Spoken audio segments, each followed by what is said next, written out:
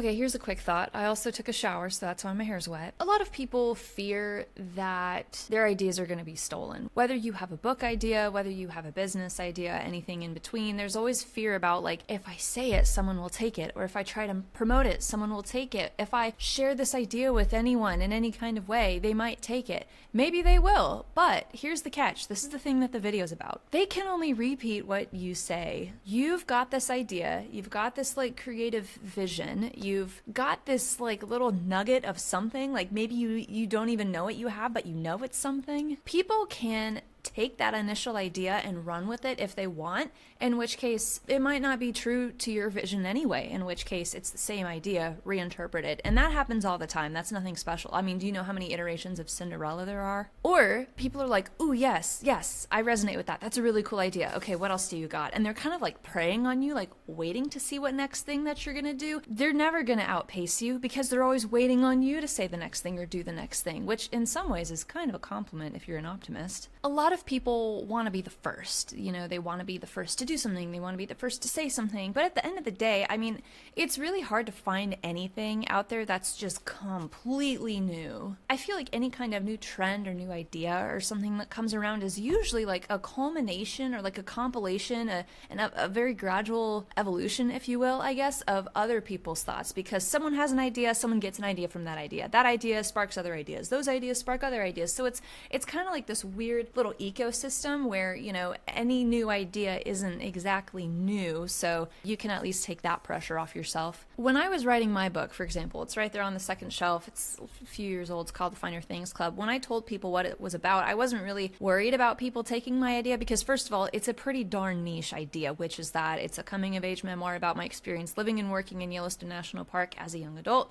I was a housekeeper. I did exactly what comes to mind, scrubbing toilets, making beds, all that stuff for minimum wage. Now, there's lots of other people out there who have also worked in national parks. I mean, as niche of a thing as that is, there are hundreds and thousands of people, maybe even tens of thousands of people that do that kind of seasonal work. So why wasn't anyone else writing a book about that kind of thing? I wanted to be the first. But I think being the first and it not being mainstream are two kind of separate things. Do you want to get in before like the popularity wave, before the next trend? Is that what this is about? Or is it about literally being the first? In which case, if you want to be the first, you're still going to be a part of that ongoing idea evolution where someone's going to take that idea, put their own spin on it, and then do something else with it. But if we were going to go back to the original point of this conversation, which is, what if people steal my ideas? I would say that, yeah, maybe they can, but they're not going to be able to execute it on it like you can. What you have in mind, what you're visualizing for this thing, the steps that you're taking, the way that you talk about it, the way that you frame it, the way that you educate or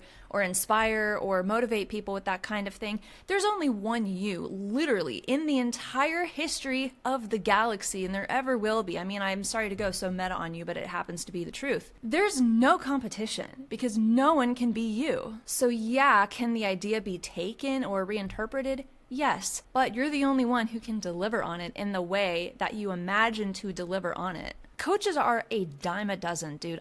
Anyone can call themselves a coach. And there's lots of different kinds of coaches. There's business coaches, there's like finance coaches, there's mindset coaches, there's career coaches. There are so many different kinds of coaches. Coaching in itself is not a new idea. Has it increased in popularity over the last few years? Yeah, absolutely. But let's say we niche down from, coaching to life coaching. Okay, that's still a pretty big pocket, but let's kind of dive into that one. What qualifies you to be a life coach? Are you 20 years old or are you 50 years old? What separates you from all the other 50-year-old life coaches out there? And as we start to niche down, which you should absolutely do if you're in the coaching space because they're a dime a dozen. I mean, I don't mean to be like rude or offensive or anything, but it happens to be the truth. This is where you gradually have to start thinking about what makes you special. And that's not necessarily, I mean, it's meant to be a challenge, but it's not meant to be like an accusatory challenge like, hey, what authority do you have? That's like not at all what I'm about over here. But if you're so worried about someone taking your stuff or taking your idea or capitalizing on something that you initially had the idea for,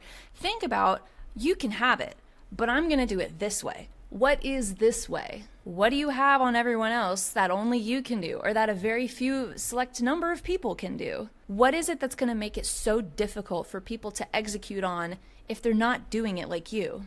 The idea is repeatable, but the delivery isn't always. Anyone who wants to prey on that idea or repeat that idea, you know, in the way that you do it, can only do it so far because they're all getting your notes from you, sister or brother, whoever you are. So it's just something to kind of think about. It's a very, very interesting idea. I don't even remember how I got to this thought process. You ever do that? You like think of a thought and then you try to like retrace your steps for how you got to that thought. I don't even know how I got to this one, but it's valuable. I hope it's helpful. I really hope you use this information or at least apply it to your logic or your thought process, because it's a really weird thing to be creative in a business space. That can kind of be like a funky dance to do. So if you got something out of this video, I think you'll really enjoy some of the other stuff that I have, because it's kind of fun to walk that line. Like, you don't want to businessify it so much that you like lose the spark or the authenticity of the thing, but you also, you know, want to play into some of that stuff because that's the hook, that's the magic, that's the thing that reels people in. So anyway, if you're into this kind of thing, I would recommend subscribing. Otherwise, I'll see you next time. Use this information.